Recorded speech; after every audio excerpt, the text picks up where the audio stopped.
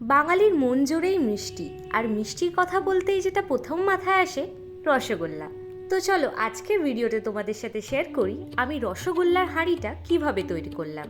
Hi everyone, আমার নতুন একটা ব্লগে তোমাদের সবাইকে ওয়েলকাম। আজকের কেকটার ওয়েট ছিল 400 গ্রামস আর ফ্লেভার ছিল চকলেট। প্রত্যেকবারের মতোই আমি এবারেও ক্রাম কোট করে কেকটাকে চিল করে নিয়েছিলাম। আমি এক্সেসিভ কোনো কালার ইউজ করি না ক্রিমে, তাই জন্যেই ন্যাচারাল একটা এফেক্টের জন্য আমি কোকোয়া পাউডার আর তার সাথে একটু ব্রাউন কালার ইউজ করেছিলাম। এরকম মিষ্টির হাঁড়িকে তোমরা অন্য অকেশনের জন্যও বুক করে নিতে পারো। সামনেই কিন্তু এসে গেছে জামাই ষষ্ঠী, আর শাশুড়ি মারা যারা তাদের জামাইকে এক হাঁড়ি মিষ্টি খাওয়াতে চায় তাদের জন্য তো এটা পারফেক্ট। এবার পালা হচ্ছে বিনা রসের রসগোল্লাগুলোকে রেডি করে ফেলার। So here comes the final look. তোমাদের কেমন লাগলো অবশ্যই জানিও। Thank you for watching.